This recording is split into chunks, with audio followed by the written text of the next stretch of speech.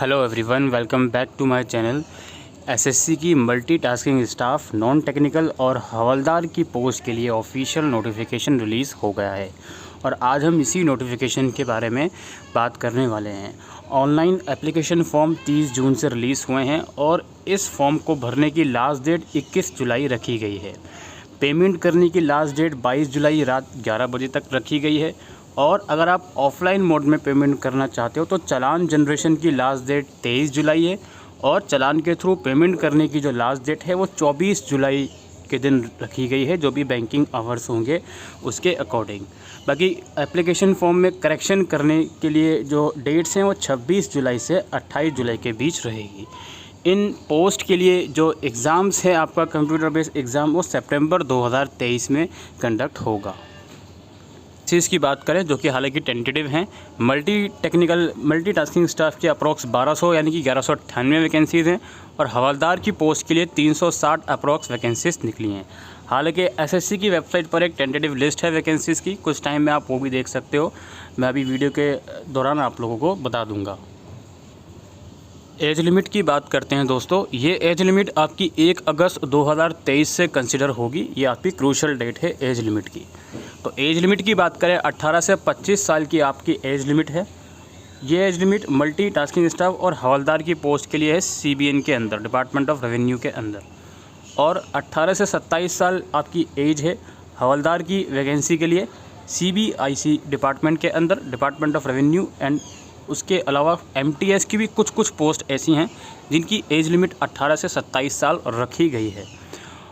और cut off date मैंने आपको बता दी। Category wise relaxation upper age limit में है, आप यहाँ पर देख सकते हो। की बात करते हैं, candidate must have pass matriculation examination और equivalent from recognised board as on before the cut off date, that is 1 August. 1 अगस्त जो कट ऑफ डेट है उस डेट तक आपकी मैट्रिकुलेशन पास आउट होनी चाहिए। और मिनिस्ट्री ऑफ ह्यूमन रिसोर्स के नोटिफिकेशन के अकॉर्डिंग अगर आपने open and distance learning mode से क्लास 10 कंप्लीट करी है तो भी आप इन पोस्ट के लिए अप्लाई करने के लिए एलिजिबल हो। हाउ टू अप्लाई आपका ऑनलाइन ही करना है। अगर आप ऑलरेडी एसएससी के रजिस्टर्ड कैंडिडेट हो तो लॉगिन करके अप्लाई करोगे। अदरवाइज़ आपने एसएससी की वेबसाइट पर कभी रजिस्ट्रेशन नहीं करा है आज तक तो पहले आप न्यू रजिस्ट्रेशन करोगे, अपना एप्लीकेशन नंबर और पासवर्ड जनरेट करोगे, देन लॉगिन करके आप अप्लाई कर सकते हो। एप्लीकेशन फ़ीस 100 रुपीज़ है फीमेल कैंडिडेट और SC ST और PWD कैंडिडेट्स के लिए और एक्स सर्विस मैन के लिए कोई भी एप्लीकेशन फ़ीस नहीं रखी गई है। ऑफ एग्ज़ामिनेशन की यानी कि सिलेक्शन किस तरह से होगा। स्कीम ऑफ एग्ज़ामिनेशन में आपके बेसिकली कंप्यूटर बेस्ड एग्ज़ाम है, इसके अलावा फ़िज़िकल एफिशिएंसी टेस्ट है या फ़िज़िकल स्टैंडर्ड टेस्ट है। और ये दोनों ही टेस्ट फ़िज़िकल एफिशिएंसी और फ़िज़िकल स्टैंडर्ड टेस्ट सिर्फ हवलदार की पोस्ट के लिए रहेंगे। जो नॉन हवलदार यानी कि MTS की जो पोस्ट है उनके लिए आपका कंप्यूटर बेस्ड एग्ज़ामिनेशन ही होगा। कंप्यूटर बेस्ड एग्ज़ामिनेशन, अच्छा जो हवलदार की पोस्ट है उनके लिए कंप्यूटर बेस्ड एग्ज़ामिनेशन भी होगा, ठीक है, और ये दोनों एग्ज़ाम भी होंगे। और जो MTS की पोस्ट हैं उनके लिए सिर्फ कंप्यूटर बेस्ड एग्ज़ाम रहेगा।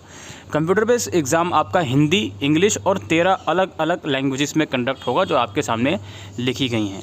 शेड्यूल जो होगा एग्ज़ामिनेशन का वो हालांकि जो नोटिस में लिखा हुआ है सितंबर, वो टेंटेटिव है, इसमें चेंजेस भी आ सकते हैं और अगर चेंजेस आएंगे तो वो आपको वेबसाइट पर देखने को मिलेंगे। बाकी ये है कि कंप्यूटर बेस्ड एग्ज़ामिनेशन के बाद जो आपका रिज़ल्ट आएगा उसको आप री इवेल्युएट वगैरह नहीं करवा सकते। हालांकि रिज़ल्ट आने से पहले आंसर कीज़ वगैरह आती हैं, उन्हें आप लोग चैलेंज कर सकते हो। कंप्यूटर बेस्ड एग्ज़ामिनेशन की बात करें तो यहाँ पर आप लोग देख सकते हो सेशन 1 है आपका इस कंप्यूटर बेस्ड एग्ज़ामिनेशन का, जिसके 2 सेक्शन हैं, numerical and mathematical ability, reasoning ability and problem solving. इसके 20-20 क्वेश्चन रहेंगे 60-60 मार्क्स के। 45 मिनट का ये आपका सेशन 1 रहेगा जिसके 2 सेक्शन हैं। 60 मिनट रखेंगे जिनको सब्सक्राइबर की फैसिलिटी मिली है। सेशन 2 में 2 सेक्शन हैं, general awareness, English language, 25-25 question रहेंगे 75-75 नंबर के। अगेन सेशन 2 भी आपका 45 मिनट्स का रखा गया है। कंप्यूटर बेस्ड एग्ज़ामिनेशन 2 सेशन में होगा, session 1 and session 2 same day में ही दोनों सेशन होंगे और both the session will be mandatory to be attempt, not attempting any session will disqualify, यानी कि दोनों ही सेशन मैंडेटरी है, दोनों ही सेशन एक ही दिन में आपके कंडक्ट होंगे। Candidates will get 45 minutes to complete session 1. On completion of 45 minutes, session 1 will get automatically closed. Basically पूरा एक ही एग्ज़ाम है ये। पहले आपको सेशन 1 के लिए 45 मिनट दिए जाएंगे, वो ख़त्म हो जाएगा तो फिर आपका सेशन 2 स्टार्ट हो जाएगा। अगेन सेशन 2 के लिए भी 45 मिनट आप लोगों को दिए गए हैं। और दोस्तों सेशन 1 में आपकी कोई भी नेगेटिव मार्किंग नहीं है, लेकिन सेशन 2 में आपकी नेगेटिव मार्किंग होगी। सेशन 2 के अंदर 1 मार्क्स आपका डिडक्ट कर दिया जाएगा गलत आंसर के लिए। तो मेक श्योर कि सेशन 2 में आप जो भी आंसर अटेम्प्ट कर रहे हो बहुत केयरफुली करना। हालांकि वो तो पूरे पेपर के ऊपर बात होती है, लेकिन ये है कि जी सेशन 1 के लिए कोई भी नेगेटिव मार्किंग नहीं है, बट सेशन 2 में 1 मार्क्स आपका गलत होगा अगर आपने 1 मार्क्स आपका डिडक्ट होगा अगर आपने गलत आंसर दिया है। बाकी स्कोर जो है आपका नॉर्मलाइज प्रोसीजर के थ्रू निकाला जाएगा अगर मल्टीपल शिफ्ट में एग्ज़ाम होते हैं, जो कि ऑब्वियसली होते ही हैं। नंबर ऑफ़ कैंडिडेट्स अप्लाई करने वाले ज़्यादा होते हैं इसलिए। बाकी आंसर की इसकी इन्फॉर्मेशन यहाँ पे लिखी गई है। 100 पर क्वेश्चन के हिसाब से आप चैलेंज कर सकते हो इनकेस अगर आपको लगता है प्रोविजनल आंसर की में कुछ आंसर गलत दिए गए हैं। यहाँ सिलेबस मेंशन है आप लोगों का, डिटेल सिलेबस अलग अलग सेक्शन का, अलग अलग सेशन का, वो आप रीड आउट कर सकते हो।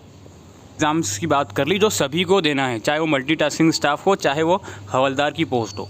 इसके बाद हम बात करते हैं फिज़िकल एफिशिएंसी टेस्ट और फिज़िकल स्टैंडर्ड टेस्ट, जो कि हवलदार की पोस्ट के लिए है सीबीआईसी और सीबीएन डिपार्टमेंट के अंदर।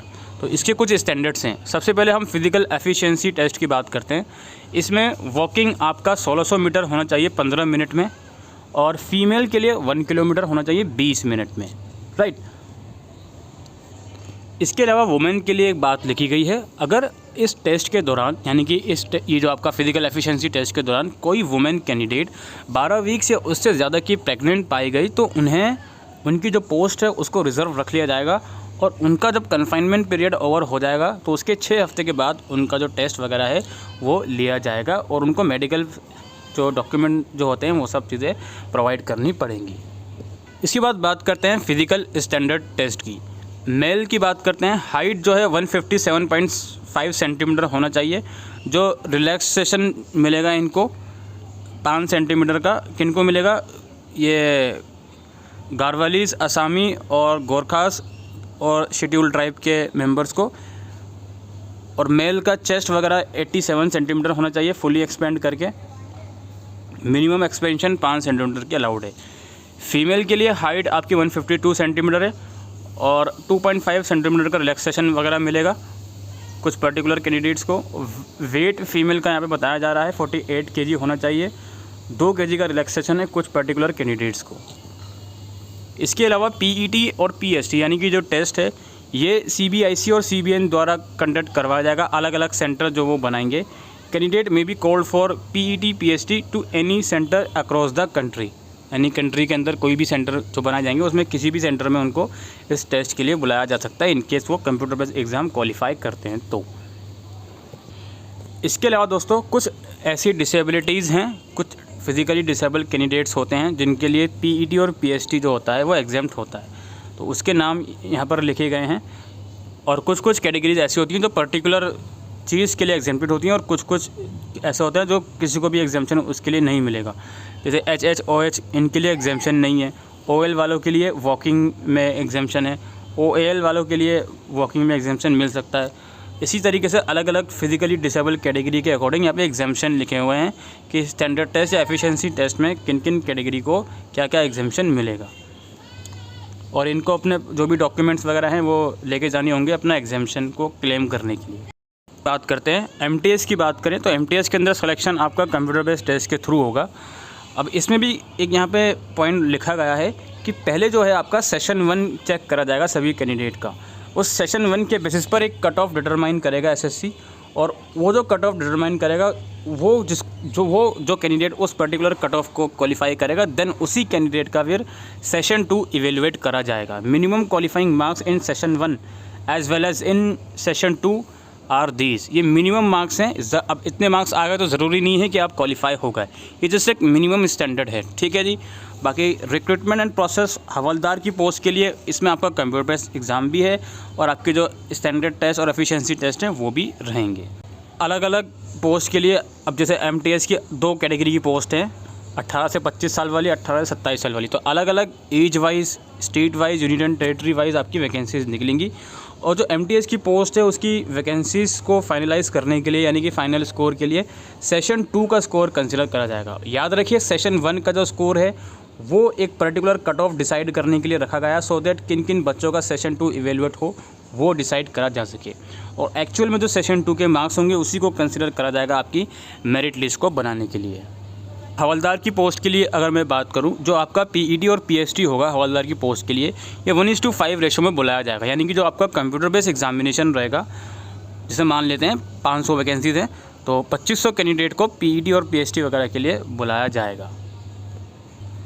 और ये जो बुलाया जाएगा ये सेशन 2 के मार्क्स के बेसिस पर बुलाया जाएगा। ठीक है, अगेन हवलदार की पोस्ट के लिए भी सेशन 1 के मार्क्स पहले इवेल्युएट होंगे, उसके बेसिस पर ही ये जज करा जाएगा कि किसके सेशन 2 इवेल्युएट करना और किसका नहीं। और सेशन 2 के जो मार्क्स होंगे उसके बेसिस पर 1:5 रेशो में PET और PST के लिए आप लोगों को बुलाया जाएगा। MTS के लिए भी अप्लाई किया हुआ है और हवलदार की पोस्ट के लिए भी अप्लाई किया होगा। तो उस कंडीशन में क्या होगा, मान लेते हैं कि आप हवलदार की पोस्ट के लिए डिसक्वालीफाई हो जाते हो। अब कट ऑफ तो ऑब्वियसली यार अलग अलग बनेंगे हवलदार के लिए भी और MTS के लिए भी। तो अगर आप हवलदार के लिए क्वालिफाई नहीं होते लेकिन अप्लाई आपने MTS के लिए भी किया हुआ है तो आप MTS के लिए ऑब्वियसली कंसिडर करे जाओगे। तो फिलहाल दोस्तों यही इस सब नोटिफिकेशन में लिखा हुआ है। इसके अलावा वेबसाइट पर आप जब जाओगे तो मेरिट लिस्ट भी एक बार आ गई है, सॉरी मेरिट लिस्ट बोल रहा हूँ, वैकेंसीज लिस्ट भी आ गई है, वो भी आप लोग देख सकते हो। जैसे ये मैंने डाउनलोड कर ली है, टेंटेटिव है, हालांकि ये मल्टीटास्किंग नॉन टेक्निकल और हवलदार CBIC और CBN डिपार्टमेंट के अंदर वैकेंसीज हैं 30 जून 2023 को।